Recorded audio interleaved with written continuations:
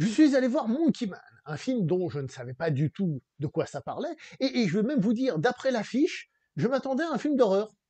Je sais pourquoi, vous voyez, hein, mais je m'attendais à un film d'horreur. Et c'est pas ça, mais c'est ça quand même.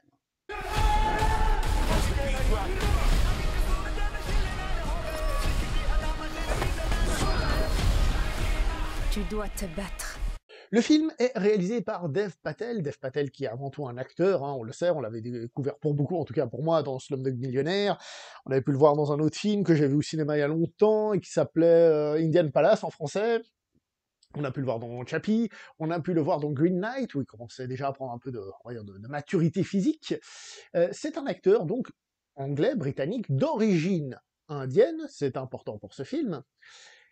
Et, chose aussi importante, c'est que c'est un monsieur qui, avant d'être acteur, s'investissait beaucoup dans les arts martiaux, précisément dans le taekwondo, donc c'était un peu son délire, il est ceinture de taekwondo et tout ça, et donc, par conséquent, il avait envie de faire un peu des films de castagne, donc là, il passe à la réalisation, premier long métrage qu'il réalise, donc premier long métrage dans lequel il va enfin mettre de la castagne, parce qu'il faut pas oublier qu'il le réalise, qu'il coécrit le scénario, et qu'il joue dedans, donc voilà, il est plutôt investi, il fait un truc que lui voulait faire. Ce film a une petite histoire, donc l'histoire que raconte le film se situe en Inde. Le film devait être à la base un produit pour Netflix, mais il y a eu un souci. C'est que en Inde, le film n'a pas beaucoup plu au niveau des autorités. Et comme ça n'a pas plu au niveau des autorités, Netflix a laissé tomber le film. Et c'est là que Jordan Peele est venu et l'a sauvé. Donc si vous voyez Jordan Peele écrit tout ça, il n'est pas à la base du truc, hein, faut le savoir. Mais bref, pourquoi est-ce que le film est aussi peu apprécié en Inde? D'ailleurs, il n'a pas été tourné en Inde.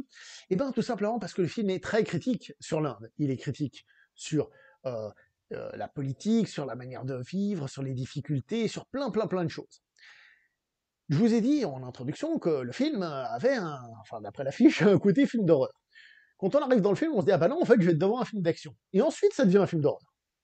Et c'est vraiment un film d'horreur. Alors, pas un film d'horreur dans le sens fantôme, jumpscare et compagnie, mais un film d'horreur dans le sens où on a vraiment, mais alors vraiment, ce côté poisseux, ce côté négatif, ce côté, comment dire ça, dérive morale de cette Inde, qui est vraiment montré sous tous ses aspects. C'est un film qui est assez cru, qui est assez sombre finalement, avec une mise en scène d'ailleurs très soignée là-dedans, avec des couleurs pour accentuer tout ça. Visuellement, le film a un côté Only God Forgives de Nicholas Winding Refn. Je trouve qu'il y a vraiment une ambition dans ce film. C'est le moins qu'on puisse dire, c'est qu'il a une ambition. Attention, ambition, mais d'un film à budget réduit. Hein. Mais je veux dire, il y a quand même une ambition. C'est son premier film à Monsieur Dev Patel et il veut mettre quelque chose. Il veut vraiment qu'il y ait quelque chose, pas juste un film d'action. On va revenir là-dessus. En ce qui concerne le scénario du film, l'histoire du film, faut reconnaître que, à part justement tout l'aspect indien, qui peut-être d'ailleurs a des qualités cachées que je suis incapable de percevoir, hein, peut-être il y a plein de choses voilà, qui m'échappent, l'histoire en elle-même est assez simple, ce que je veux dire par là, pas négatif, mais que il n'y a pas non plus quelque chose qui va transcender la chose pour en faire autre chose en plus, au-delà évidemment de ce qu'on a déjà dit, l'aspect mise en scène et certaines critiques. Donc il met tout ça en place, et après il y a de l'action qui arrive un peu tardivement, je trouve, pour être un film d'action, et parce qu'en fait, le film, quand il devient un film d'action, il ne perd pas ce qu'il était avant. Je m'explique. Je m'explique. Je vous ai expliqué ce qu'était le film. Quand on passe à l'action, ce n'est pas que tout d'un coup on se retrouve avec des scènes d'action, où ça castagne dans tous les sens. Hein. Il y a de ça.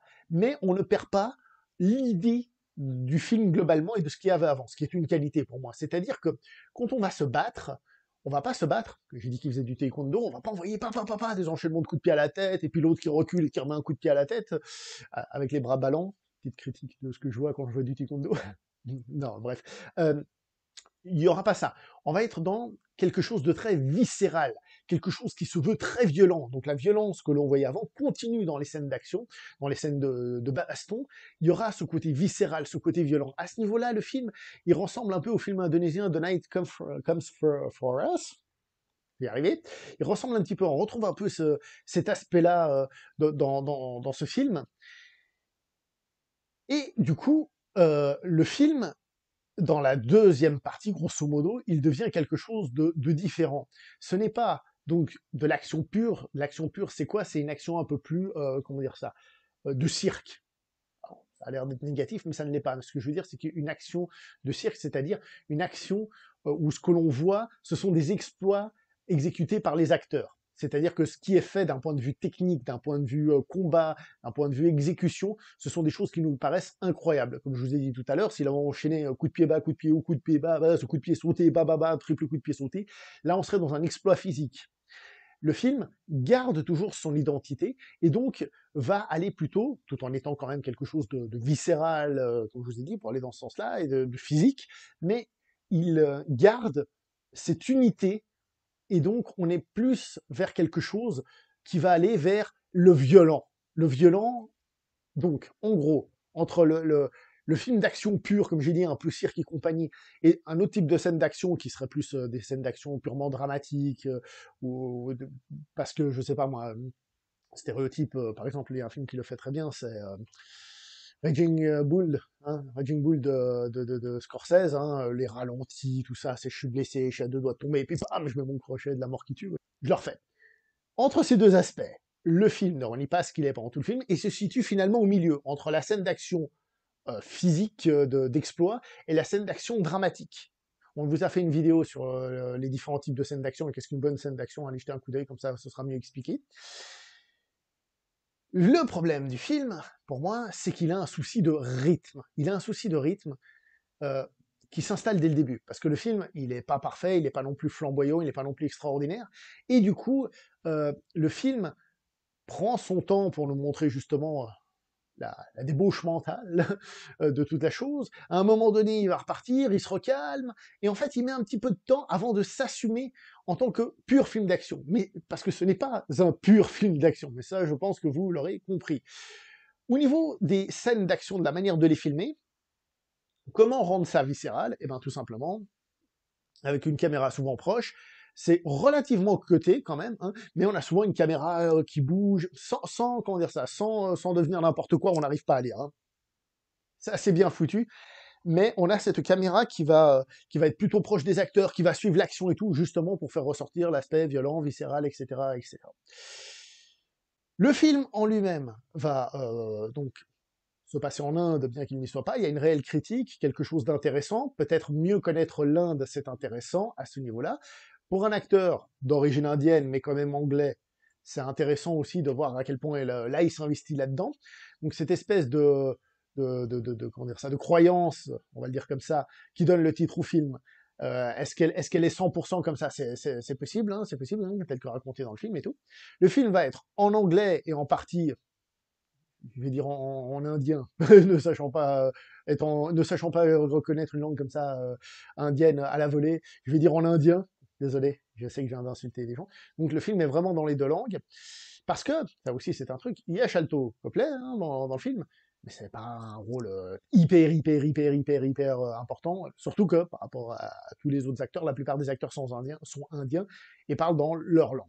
Voilà, donc soyez prévenus si vous le voyez en VO, si vous êtes pro-anglophone tout court et que toutes les autres langues vous posent problème, attention à ça. Donc moi personnellement, ce que j'apprécie, c'est le côté petit film avec des ambitions de bien faire les choses, même si imparfait ou manque de perfection parfois. Hein. Il faut savoir que à cause de son budget, il a filmé des trucs à la GoPro, au téléphone, des trucs comme ça, au smartphone, pour vous dire.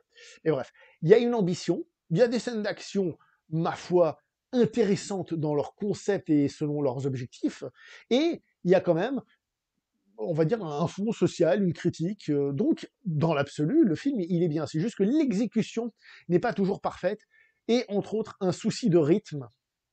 Voilà, un souci de rythme. Il y a aussi, par exemple, un flashback. On va avoir des petits bouts de flashback, et puis à un moment donné, on aura le flashback enfin. Donc, il y a un petit souci de rythme qui vient un petit peu plomber la chose, mais le film se veut plombant de par son ambiance. Voilà, je vais pas aller beaucoup plus loin. Si vous l'avez vu, n'hésitez pas à me donner votre avis. Moi, je trouve que ça reste un film, ma foi, intéressant. Je sais déjà que beaucoup de gens vont le comparer à du John Wick, mais justement, c'est pas la même approche. John Wick, c'est vraiment film d'action, comme je disais avant, d'exploit, de spectacle, de cirque. Là, on essaye de faire un petit peu autre chose.